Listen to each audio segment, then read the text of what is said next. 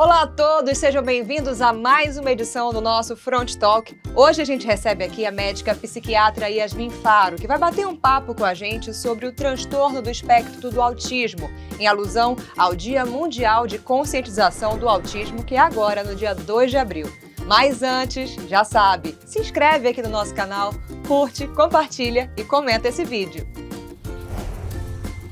Segundo dados da Sociedade Brasileira de Pediatria, cerca de 2 milhões de pessoas convivem com o autismo aqui no Brasil. E é sobre esse assunto que a gente recebe ela aqui para conversar. Médica psiquiatra infantil, é o correto, né? Doutora Yasmin Faro, obrigada por conversar com a gente. Eu já te pergunto, quais são os principais sinais e características do autismo? Bom, a gente tem duas características principais que a gente usa, inclusive, como diagnóstico, né? Então, a gente tem a dificuldade na comunicação e na interação social, um prejuízo nessa comunicação e nessa interação, e também uma restrição dos interesses, dos comportamentos, que são as duas principais questões que a gente usa. Mas a gente tem uma gama de outras coisas que também, de outras situações, de outros sinais, de outros sintomas que também nos deixam alerta, né? Para que os pais que estão assistindo também possam reconhecer. A gente tem o que a gente chama de red flags, que são bandeiras vermelhas que deixam a gente atentos a essas situações, como uma não sustentação do olhar. Então, muitas vezes a criança pode até fixar o olhar, mas não sustenta por muito tempo. Movimentos repetitivos, então é muito comum os pais relatarem que gira no próprio eixo ou tem um balanço do tronco, um padrão de hiperfoco num setor sensorial importante. Então, numa brincadeira com vários brinquedos, vai organizar esses brinquedos por tamanhos, por exemplo, ou por cores, enfileirá-los. Tudo isso são sinais que nos deixam alertas. Não existe nenhum sinal que é patognomônico, ou seja, se tem essa presença, com certeza vai ser autismo. A gente não tem isso. É uma estruturação que a gente vai chegar a construir esse diagnóstico. E existe um fator gerador para o autismo? Se existe, como foi feita essa descoberta, doutora? A gente fala hoje que o autismo ele é multifatorial. E é muito difícil a gente identificar um único fator. A gente tem muitas pesquisas acontecendo, tem uma questão genética muito importante, que a gente vê uma concordância genética em uma criança que é autista, tem um irmão gêmeo, por exemplo, 90% dos irmãos gêmeos vão ter, então a gente fica pensando nessa questão genética, mas fatores ambientais, fatores epigenéticos também, mas nenhum que a gente consiga identificar como fator único. Então é realmente continuar essas pesquisas. Tem muitas hoje já se desenvolvendo, mas ainda não se conseguiu chegar num gene específico ou numa alteração cerebral específica. Mas tem muita coisa acontecendo e a gente consegue fazer o diagnóstico de forma clínica. A gente não necessita de nenhum exame para confirmar esse diagnóstico, né? Os exames, eles são importantes sim para a gente excluir outras coisas, direcionar o tratamento, mas o diagnóstico é clínico. E falando em diagnóstico, qual a importância do diagnóstico precoce e quais as consequências de um diagnóstico tardio, doutora?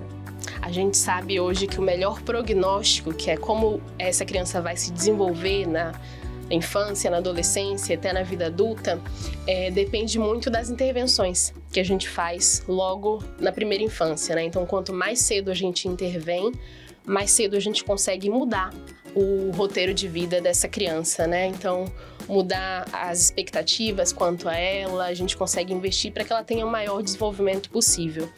Então, é importante que a gente faça esse diagnóstico de forma mais precoce para que todas essas intervenções sejam feitas de forma correta e se atrasando muito, isso seja por dificuldade de acesso ou muitas vezes por preconceito, de uma dificuldade mesmo, um desconhecimento sobre o tema. Já vi alguns sinais desse tipo, alguma negação de não querer procurar um atendimento, por exemplo, que acontece muito.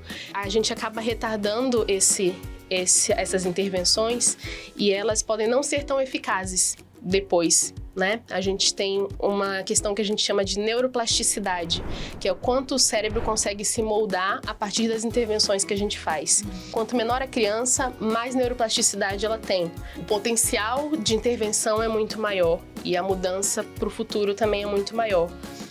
É claro que em qualquer idade, se for feito o diagnóstico, a gente consegue intervir, mas pode ser que não seja da mesma forma. E a gente falou ainda agora sobre os sinais, né? O autismo, ele pode ser comparado ou confundido com algum outro transtorno? Sim, com certeza. A gente tem uma série de diagnósticos que a gente fala de diferenciais, né? É importante estar atento a isso, mas que não ligue automaticamente ao autismo, né? A gente tem, por exemplo, a privação social como um diagnóstico diferencial importante. Muitas vezes as crianças que estão privadas de afeto, de contato com outras crianças, vão se comportar de uma forma semelhante ao transtorno do espectro autista. Mas quando a gente tem uma intervenção nesse sentido, a gente vê que o desenvolvimento é diferente. O mutismo seletivo está dentro dos transtornos de ansiedade da infância, que a criança tem uma dificuldade para falar em certos ambientes. E aí o profissional com experiência vai conseguir diferenciar, né? Mas a gente tem alguma lista. Na verdade, a maioria dos transtornos da infância, como começam muito cedo, tem sinais semelhantes. Aí, à medida que a gente vai procurando outros sinais, a gente vai conseguindo fazer esse diagnóstico mais certeiro. E o fato que muita gente pode questionar, te pergunto se é verdade ou mito. Existem níveis de autismo? Se sim, quais as diferenças entre eles? Sim, existem níveis. Anteriormente a gente já falou em gravidade, hoje a gente fala de nível, né? São os níveis 1, 2 e 3. A gente divide esses níveis para ver que tipo de intervenções podem ser feitas, né? Então, o nível 1 seria um nível que requer alguma intervenção. Sem uma intervenção necessária, ele teria essa dificuldade da comunicação, da interação social, dos comportamentos restritos, que eu falei lá no começo, né? O nível 2 seria que requer uma intervenção substancial, um pouco mais incisiva, né? Nesse mesmo com intervenção, naquele momento, ele ainda mostra essas dificuldades da interação, da comunicação, dos comportamentos. E o nível 3 seria uma intervenção muito substancial. Então, eles têm dificuldades severas nessa comunicação, nessa interação e nos padrões de comportamento. O que é bacana da gente pensar é que se essa intervenção acontece de uma forma correta, com os tratamentos que a gente tem, hoje a gente vai mudando de nível.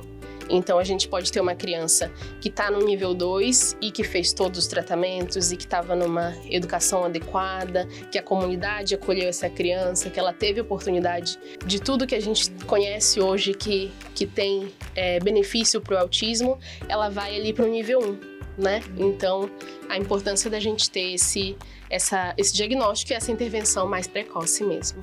E logo depois que os pais recebem esse diagnóstico, quais são os primeiros passos que eles têm que dar?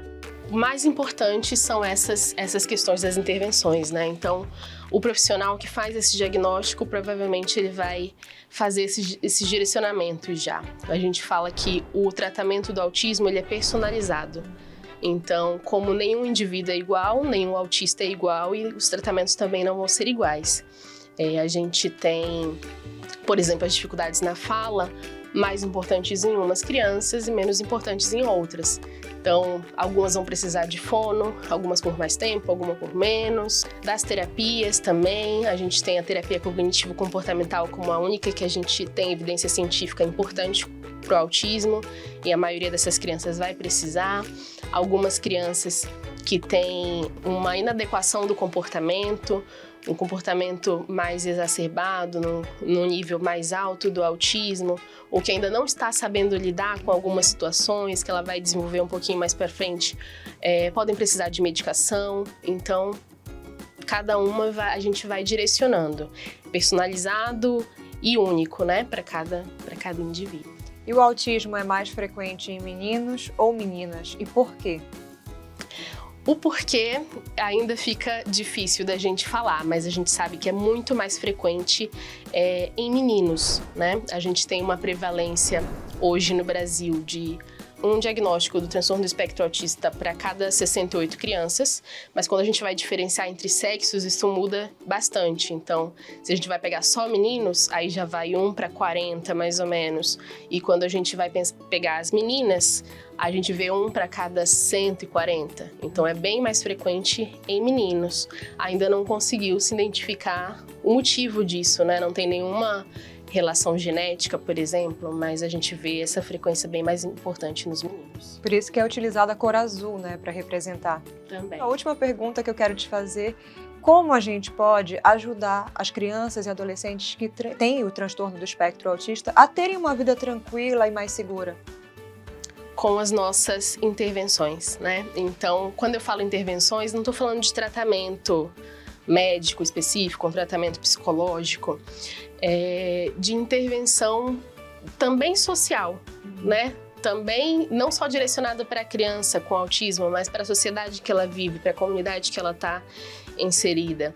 Então, os 3 pilares do tratamento para que a gente tenha uma vida adulta saudável, com segurança, a infância saudável com segurança, são, primeiro, a educação. Então, a educação de forma mais precoce possível, num ambiente menos restritivo possível. Então, aí a importância da gente ter ambientes inclusivos, escolas inclusivas, com profissionais que conheçam o autismo, né, para lidarem com essas situações também. O segundo pilar é da comunidade.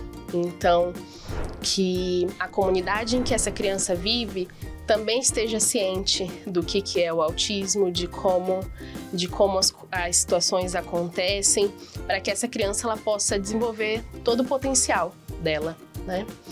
E o acesso aos tratamentos de saúde, né? A gente tem vários tratamentos hoje com comprovação científica, que a gente vê bons resultados. Como eu falei, é individualizado, então nem todas as crianças com autismo vão precisar de todos esses tratamentos, mas que todos eles estejam disponíveis para aquela criança que precisar ter acesso a isso e a gente poder desenvolver o potencial maior dessa criança. E o mais importante de tudo, o respeito, né, doutora? Com certeza. Então, esse dia também foi criado pela ONU justamente para isso, para conscientizar e diminuir esse preconceito em relação a isso, para que a gente possa ter respeito por essas crianças, por esses adolescentes e os adultos, né? Com certeza. Doutora Yasmin, obrigada por conversar com a gente, foi muito esclarecedor, aprendi muito, espero que você que está assistindo esse vídeo também tenha aprendido. Deixa a tua sugestão, o que você quer ver aqui no nosso Front Talk. Eu te espero no próximo. Até lá!